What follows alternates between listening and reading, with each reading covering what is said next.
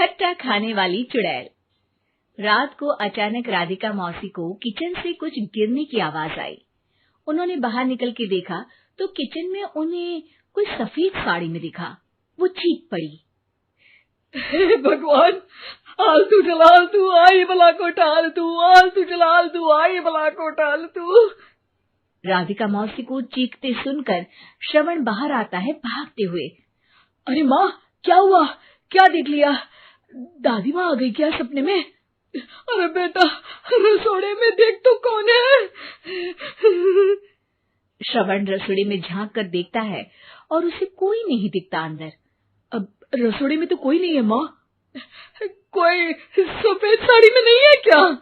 नहीं माँ, कोई भी नहीं है।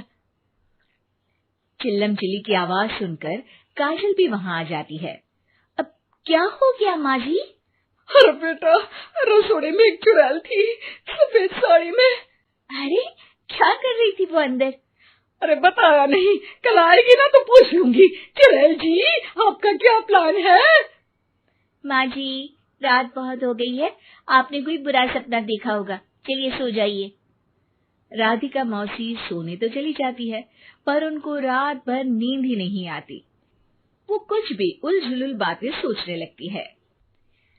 कहीं चुड़ैल की वजह से तो घर में टेंशन नहीं हो रहा, कहीं उसी की वजह से तो वो दादी नहीं बन पा रही। सुबह जब राधिका मौसी रसोड़े में छानबीन करती है तो पाती है कि नींबू का अचार गायब है। चुड़ैल नींबू का अचार ले गई? मुझे तो ठीक नहीं लग रहा कुछ। चुड़ैल को भी पता है कि जिंदगी का असली मजा तो खट्टे में ही है। राधिका मौसी झट से श्रवण को फोन कर देती है। बेटा, मुझे समस्या समझ में आ गई है, हमें एक तांत्रिक की जरूरत है। अरे क्या बोल रही हो माँ, तांत्रिक की क्या जरूरत है? आप पूजा पाठ तो कर ही रही हो ना। आलतू जलालतू मंत्र सारे फालतू जैसे कुछ मंत्र पढ़ो, चली जाएगी अपने आप चुड़ैल। अरे नहीं बेटा, कभी चुड़ैल को कम नहीं समझते। अरे तुझे पता भी नहीं चलेगा कि कभी वो छल करके काजल की जगह घर की बहू खुद बन जाएगी। क्या माँ, कुछ भी बोल रही हो? कहाँ काजल और कहाँ चुड़ैल? वैसे एक बात बताओ, काजल को अगर गाने के लिए बोल देना तो चुड़ैल काजल की आवाज सुनकर घर तो क्या धरती लोग छोड़कर चली जाएगी। तुम ना पढ़े लिखे बच्चे हर चीज को मजाक समझते हो। तुम रहने दो, मैं खुद ही तांत्रिक को बुला लेती हूँ। अच्छा सुन, शाम को इमली लेके आना। क्या है कि चटनी खाए बहुत दिन हो गए है ना? नहीं माँ, इमली तांत्रिक से ही मंगवा लो ना, आटा वगैरह भी उसी से पिसवा लेना। देखो मुझे काम करना है। श्रवण रात को कई तरह की सब्जियों के साथ माँ के कहने पे चटनी के लिए इमली भी ले आया था, लेकिन राधिका मौसी के दिमाग में अलग ही फिल्म चल रही थी। उन्हें अब सिर्फ शक ही नहीं यकीन होने लगा था कि शायद चुड़ैल ने श्रवण पर अपना जाल बिछा दिया था, जिस वजह से श्रवण उनकी बात ही नहीं मान रहा था। पर कोई नहीं, आने वाली रात में राधिका मौसी खुद तैयार हो गई चुड़ैल को पकड़ने के लिए। रुद्राक्ष की माला, तुलसी का पत्ता, हनुमान चालीसा सब हाथ के पास ही था, बस चुड़ैल का इंतजार था। और जैसा राधिका मौसी ने सोचा था वैसा ही हुआ। वो चुड़ैल उस रात भी आई, पर वो राधिका मौसी से तेज निकली और राधिका मौसी के उससे पकड़ने के पहले ही वो भाग खड़ी हुई। जरूर बहू पे साया है उस चुड़ैल का, तभी तो श्रवण के कमरे में गई है। और अगली सुबह राधिका मौसी पिछली रात हुए हमले में किन चीजों का नुकसान हुआ उसका हिसाब लगा रही थी।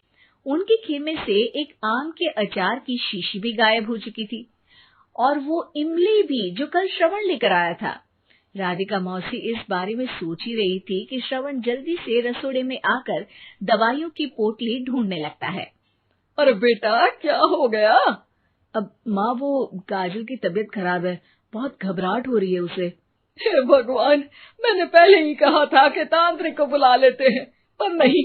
अब देखो, उस चुड़ैल ने काजल को अपने वश में करना शुरू भी कर दिया है। हालांकि श्रवण भूतों में विश्वास नहीं करता था, पर अब वो भी डर जाता है। और राजी हो जाता है एक तांत्रिक को बुलाने के लिए।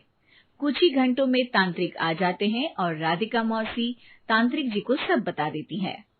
घोर संकट, घनघोर संकट, चुड़ैल को मारू जोर चाकट, ओम भट स्वाहा खटखा के आहा।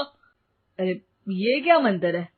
मेरे खुद के ओरिजिनल मंत्र है, कल रात को ही लिखे हैं, अच्छे लगे तो दाद चाहूंगा। एक और मंत्र सुनो, अर्ज किया है आब्राकडाब्रा, दिल्ली बम्बई आगरा, चंदा मामा सोबरले सुरन मामू जारा। ये मंत्र है? अरे कोई 40 वालीसा पढ़ो ना। वक्त कम है, 40 नहीं पड़ेंगे, 20-25 में काम चलाना पड़ेगा। अलग निरंजन जाके लंदन, मुफ्त का मंजान घिस मेरे नंदन। अरे जल्दी करो तांत्रिक जी, जल्दी करो। तांत्रिक अपने उल झलूल मंत्र पढ़ने लगता है। श्रवण को तांत्रिक पे शक होता है। वो अपने एक डॉक्टर दोस्त को कॉल कर देता है ताकि कोई अनहोनी हो तो इमरजेंसी में चीजें मैनेज हो जाए। तांत्रिक धुनी रमाता है, जिसकी वजह से कमरे में काफी धुआं हो जाता है और जिसकी वजह से बहू की घबराहट बढ़ जाती है।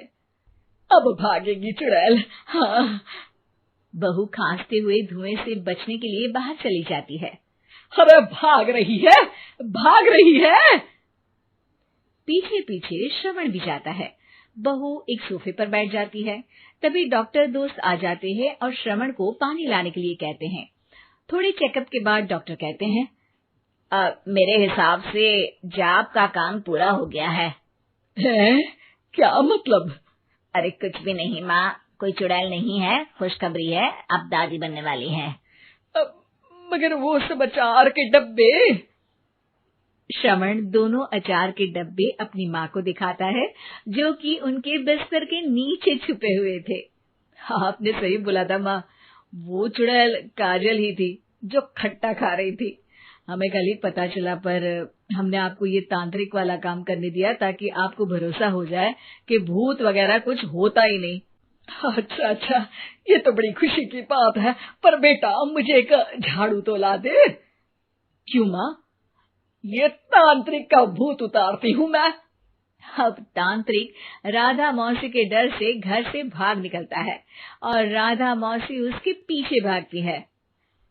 अरे संकट ये घनघोर है, तांत्रिक मुआ चोर है।